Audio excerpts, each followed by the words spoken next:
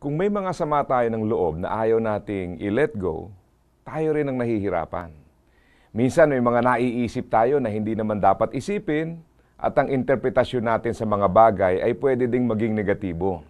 Sabi nga, kapag may sama tayo ng loob, para daw tayong dictionary. Bakit? Kasi madami tayong meaning. Yun bang lahat ng bagay may meaning sa atin? Kapag nakikita mo yung kagalit mo o kinaiinisan mo na nakangiti, sasama loob mo kasi, naku, ngingiti-ngiti pa. Pagka naman hindi nakangiti, nakakasama pa din ang loob kasi iisipin naman natin, di man lang umiti. Parang walang paglagyan yung tao kasi kahit anong gawin niya, madaling lagyan ng meaning. Napansin ko din na pag may sama tayo ng loob, sensitive tayo sa mga pagkilos ng iba. Lumalabas ang mga salitang, ayoko na, pagod na ako, lagi na lang, paulit-ulit naman, sawang-sawa na. Nakakasikip ng mundo, di ba? Ang hirap kaya nung may pinakikiramdaman ka, may iniiwasan o may pinakikibagayan. Masyadong nakakaapekto sa kasalukuyan ang nakaraan. Minsan nga, parang di na tayo makapag-isip ng tungkol sa future kasi puro tayo sa manang loob galing doon sa mga nakaraang karanasan natin. Naalala ko tuloy yung dating tinitirahan namin nung binaha ng habagat. Nasaan ba kayo noon?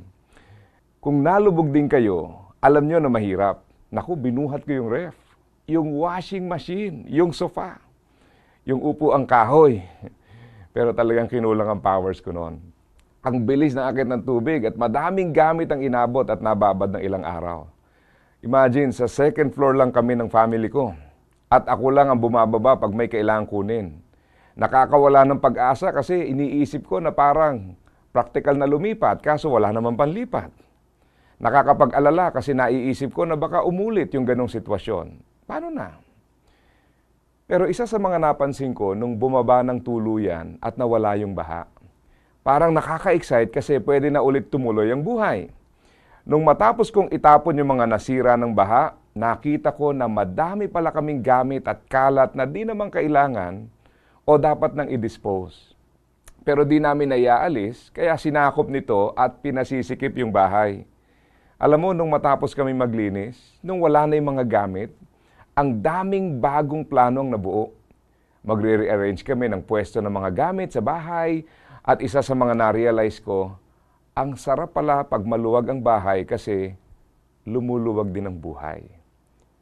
Ang sarap magplano ulit. Ang dami palang nakapagpapasikip sa mga gamit na dating nandoon pero di naman kailangan na nandoon. Siguro parang ganyan din ang buhay natin pag may sama ng loob. Sumisikip, hirap kumilos, parang wala ka nang maplano kasi iniisip mo na lamang yung nakaraan. Pagod ka na. Alam mo, hindi naman pala kailangan na maging ganun ang buhay.